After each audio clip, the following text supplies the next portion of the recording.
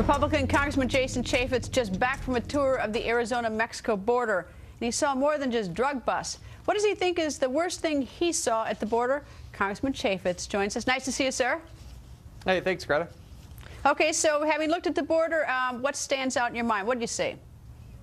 Well, there are thousands of good men and women who are down there trying to do the right thing in a very difficult situation, but that border is still very porous. We don't have exposure. We can't visibly see what's going on that entire border. And then you have parts of the border where you have this big, for instance, 18-foot fence that becomes virtually no little fence and then no fence. You don't have to go very far out of town to find easy access across the border. And then you just see thousands of people coming across the border and taking advantage of the system. What are they taking advantage of in terms of the system?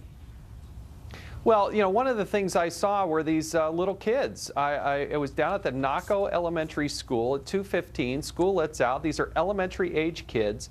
And what you do is you watch them walk 2 blocks to the border. There's no adult in sight. There's no adult supervision.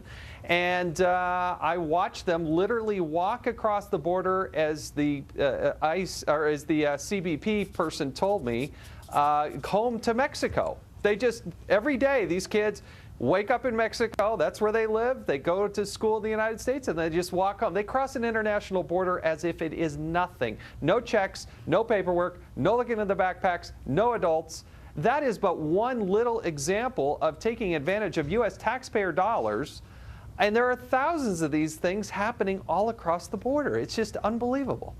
Now, that one's tough. I mean, who wants to hurt a little child? But if a Mexican national is attending a school paid for by American taxpayers, that is, you know, that is something that's very troubling. I mean, look at these little kids have nothing to do with it. It's obviously their parents. Yeah. But how can you ask the taxpayers in the community to pay for that?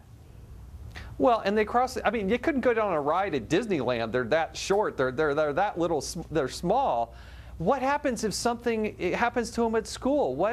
They cross an international border as if it's absolutely nothing. And then you see the amount of drug seizures, and you look at the nefarious activity. One of the other things that was very startling to me, Greta, is I went to the Eloy detention facility that ICE runs there in Arizona. 1,500 inmates. 900 of them were what they call OTMs, or other than Mexicans. So let's not pretend that this is just a problem with Mexico and you got some people that are just trying to get their kids to go to school. 900 of the 1,500 detained are other than Mexicans. When I was there, they had detained 9 Romanians. I went into the library, the detention facility. There was a group of Chinese nationals there. They're using this porous border to pour into the United States. Is that facility a regional facility, meaning that Yes. that they pick up people coming across that particular border? It's not like they're taking people who come in from the Canadian border and they're just housing them there. Of these 900 of the 1,500, these are nationals coming across the U.S.-Mexican border?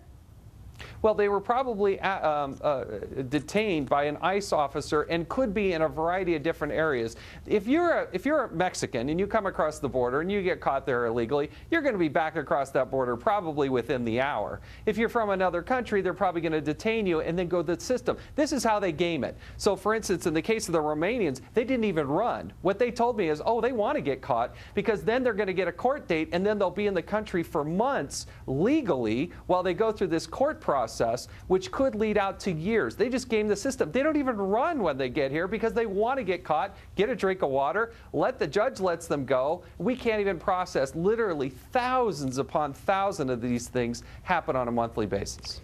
All right, Congressman, we're out of time, but I want to give you a little homework assignment. I want you to come back next week with some of your ideas on how to solve this problem. So that's your homework. Absolutely. That's your homework. Thank you, sir. Okay.